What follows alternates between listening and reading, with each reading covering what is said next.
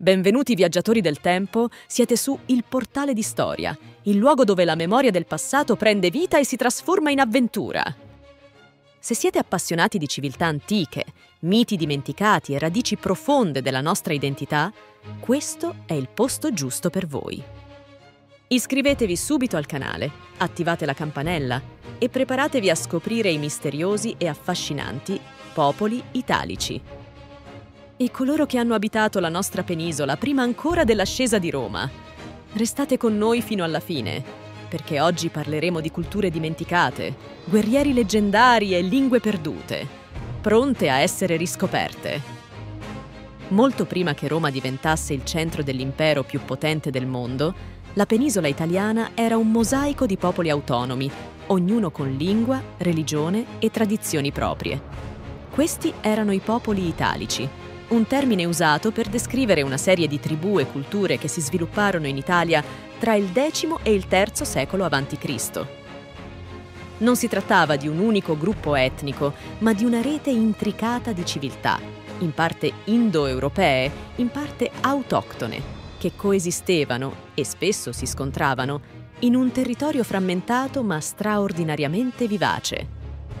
Uno dei popoli più noti erano i Sanniti, abitanti dell'Appennino centro-meridionale.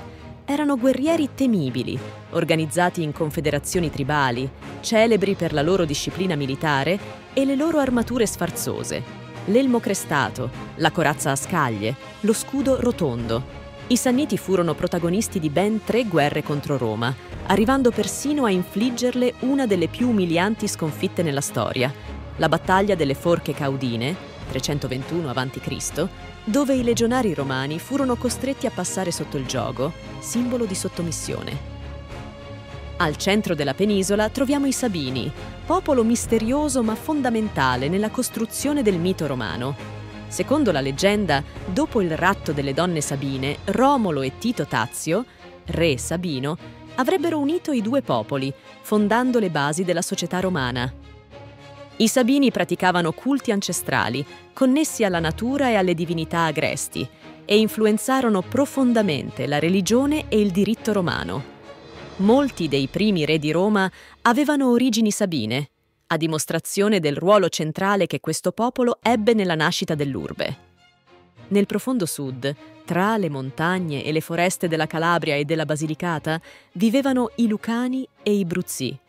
Questi popoli parlavano dialetti osco-umbri e vivevano in comunità guerriere, spesso in lotta contro le colonie greche della Magna Grecia. Pur meno urbanizzati rispetto ai greci, i Lucani e i Bruzzi lasciarono importanti tracce archeologiche e resistettero a lungo alla romanizzazione. Nel loro pantheon figuravano divinità della guerra, della caccia e dei boschi, e le tombe ritrovate ci parlano di una società rude, ma ricca di simbolismo e ritualità. I Volsci e gli Ernici erano popoli del Basso Lazio, fieri e ostili all'espansione romana. Citati da Tito Livio, combatterono per oltre 2 secoli contro l'urbe, diventando il simbolo dell'opposizione italica. Questi popoli, oggi meno noti, erano alleati tra loro e legati da vincoli religiosi e culturali. Nonostante la loro sconfitta, il loro spirito combattivo influenzò l'identità militare della stessa Roma. L'Appennino centrale era costellato da piccole ma coriacee popolazioni, Vestini, Peligni, Marrucini, Marsi.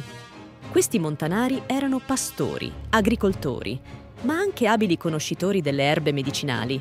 I Marsi, in particolare, erano ritenuti stregoni e guaritori, capaci di comunicare con il mondo naturale.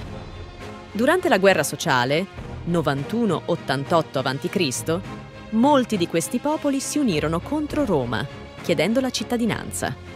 Fu uno spartiacque nella storia d'Italia, un passo che portò alla fine dell'autonomia delle tribù italiche, ma anche alla nascita dell'Italia unificata sotto Roma. I popoli italici ci hanno lasciato iscrizioni in lingue oggi quasi estinte: osco, umbro, volsinio. Abbiamo ritrovato santuari, necropoli, utensili e decorazioni che raccontano un mondo vibrante, multiculturale e sorprendentemente moderno. Queste culture non sono state solo preludio a Roma, ma parte integrante della sua formazione. Senza i popoli italici, Roma non sarebbe mai diventata ciò che fu. Ed è proprio qui che il viaggio si conclude, amici del portale. I popoli italici non furono solo ostacoli sulla strada di Roma, ma le fondamenta stesse dell'identità italiana. Ora vogliamo sapere la vostra opinione. Secondo voi, quale di questi popoli meritava di diventare il cuore di un grande impero al posto di Roma? Scrivetelo nei commenti. E se il video vi è piaciuto, lasciate un like e condividetelo con chi ama la storia quanto voi. Iscrivetevi per non perdere il prossimo episodio, perché la storia, qui, non dorme mai.